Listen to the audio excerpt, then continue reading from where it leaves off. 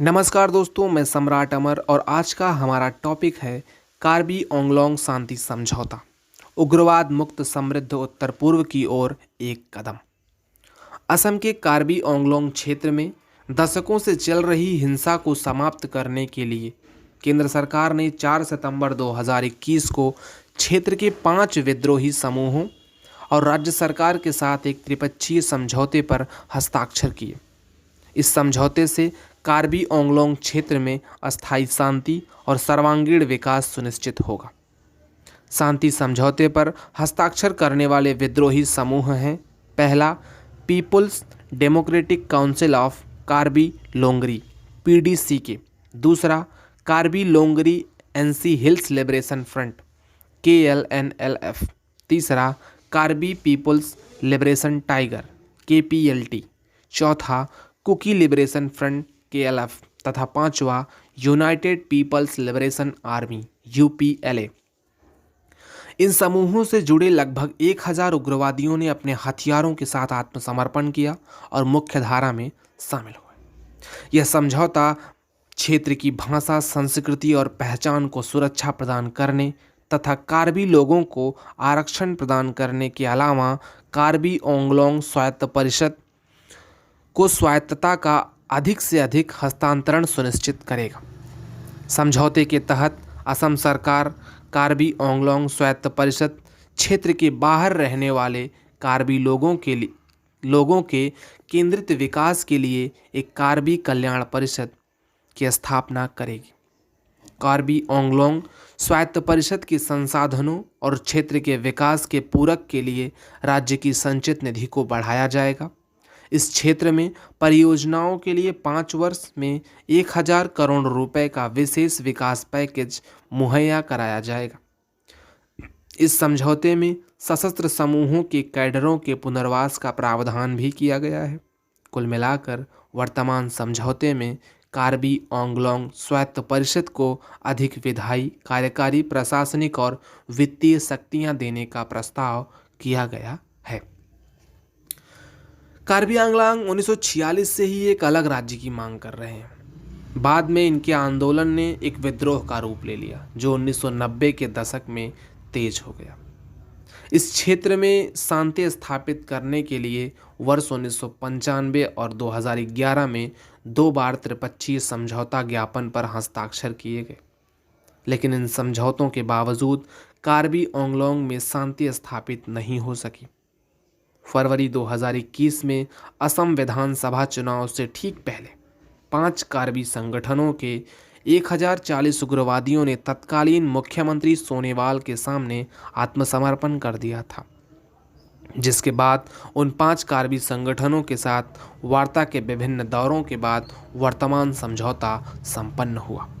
आखिर क्या है इस समझौते का महत्व? यह समझौता बहुत महत्वपूर्ण है क्योंकि निर्जातीय कार्बी आदिवासियों के क्षेत्र कार्बी आंगलोंग ने अलगाव की मांगों के बीच, विद्रोहियों के बीच की लड़ाई में हिंसा, हत्या और अपहरण के विभिन्न समय कालों को देखा है। कार्बी आंगलोंग शांति समझौते से पहली बार कार्बी और अनुसूचित जनजाति के लोगों को आरक्षण का लाभ प्राप्त होगा, जबकि छठी अनुसूची के किसी भी क्षेत्र में अनुसूचित जनजाति के लिए आरक्षण का प्रावधान नहीं है। यह समझौता मैदानी इलाकों में रहने वाले कार्बी लोगों को भी अनुसूचित जनजाति का दर्जा देगा। कहाँ है या क्या है कार्बी आंगलोंग क्षेत्र? कार्बी आंगलोंग असम का सबसे बड़ा जिला है। यह जिला भारत के संविधान की 6ठी अनुसूची के अनुसार कार्बी आंगलोंग स्वायत्त परिषद द्वारा प्रशासित है। जिले के विभिन्न आदिवासी और जातीय समूहों का निवास है, जिनमें कुकी, दिमासा, गारो, रेंगमा, नगा, तिवा और कार्बी समुदाय शामिल हैं। कार्बी आंगलोंग जिला असम के मध्य भाग में स्थित है, जो पूर्व में नागालैंड और गोलाघाट जिले, पश्चिम में होजाई जिले, उत्तर में गोलाघाट और नागांव जिले तथा दक्षिण में उत्तरी कछार हिल्स जिले व नागालैंड से घिरा है। कार्बी आंगलोंग भौगोलिक रूप से 2 भागों में विभाजित है: पूर्वी कार्बी आंगलोंग और पश्चिमी कार्बी आंगलोंग। कार्बी आंगलोंग का प्रशासनिक मुख्यालय पूर्वी कार्बी आंगलोंग के दिफू शहर में स्थित है। क्या है कार्बी आंगलोंग स्वायत्त परिषद? कार्बी आंगलोंग जिला परिषद या कार्बी आंगलोंग जिला परिषद, जो आदिवासी लोगों के अधिकारों की रक्षा करती है, को अप्रैल 1995 में कार्बी आंगलोंग स्वायत्त परिषद में अपग्रेड किया गया था। कार्बी आंगलोंग स्वायत्त परिषद एक स्वायत्त जिला परिषद है जो भारतीय संविधान की 6ठी अनुसूची के तहत संरक्षित है। 6ठी अनुसूची आदिवासी आबादी के अधिकारों की रक्षा के लिए असम, मेघालय, त्रिपुरा और मिजोरम में स्वायत्त जिला परिषदों के गठन की अनुमति देता है। पूर्वोत्तर क्षेत्र के अन्य प्रमुख शांति समझौते। पहला, एनएलएफटी त्रिपुरा समझौता। पहला है एनएलएफटी त्रिपुरा समझौता। केंद्रीय गृह मंत्री की उपस्थिति में 10 अगस्त 2019 को इस समझौते पर हस्ताक्षर किए गए थे। इसके तुरंत बाद 13 अगस्त 2019 को आयोजित समर्पण समारोह में 44 हथियारों के साथ 88 उग्रवादियों ने आत्मसमर्पण किया। समझौता ज्ञापन में त्रिपुरा के आदिवासियों के समग्र विकास के लिए त्रिपुरा सरकार को 5 वर्ष की अवधि के दौरान भारत सरकार द्वारा 100 करोड़ रुपए का विशेष आर्थिक पैकेज दिए जाने की बात कही गई थी। दूसरा है ब्रू समझौता।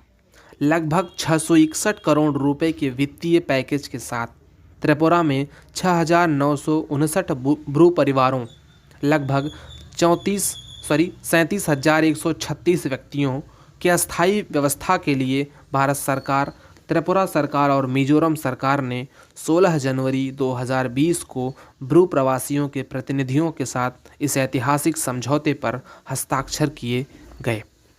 समझौते के तहत प्रत्येक पुनर्वासित ब्रू परिवार के लिए 4 लाख रुपए की सावधि जमा वित्तीय सहायता, मुफ्त राशन 2 साल के लिए 5,000 रुपये प्रतिमाह तथा आवास सहायता प्रदान करने की बात कही गई थी।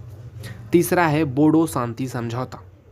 काफ़ी समय से लंबित बोडो समस्या को हल करने के लिए केंद्रीय गृह मंत्री की उपस्थिति में भारत सरकार, असम सरकार और बोडो समूहों के प्रतिनिधियों द्वारा 27 जनवरी 2020 को एक समझौता ज्ञापन पर हस्ताक्षर किए गए।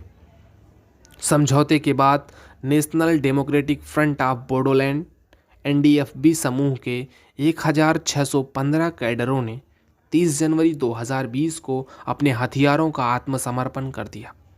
समझौता ज्ञापन में असम में बोडो क्षेत्र के समग्र विकास के लिए 3 साल की अवधि के दौरान 1,500 करोड़ रुपए के विशेष विकास पैकेज प्रदान करने की प्रतिबद्धता व्यक्त की गई थी। उग्रवाद मुक्त समृद्ध उत्तर पूर्व।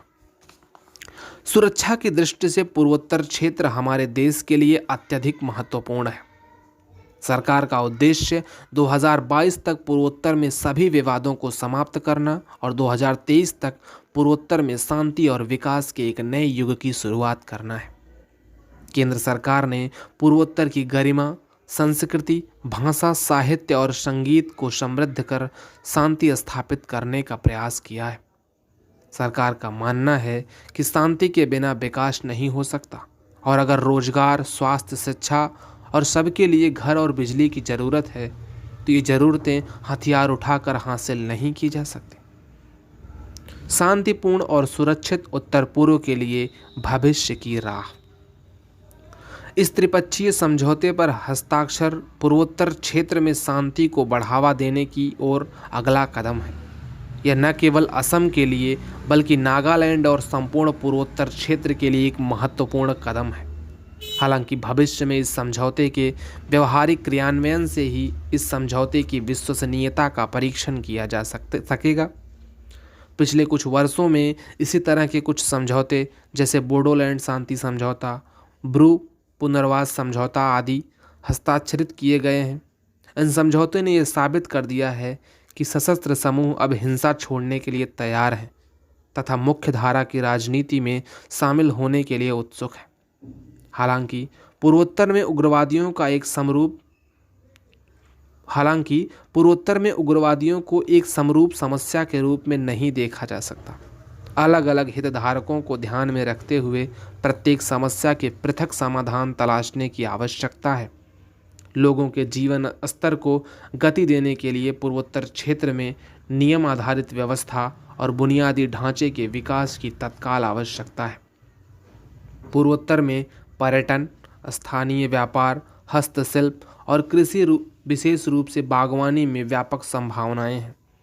पूर्वोत्तर राज्य की इस विशाल क्षमता का दोहन करने के लिए शांति और बुनियादी ढांचे का विकास पूर्वापेक्षा है। धन्यवाद।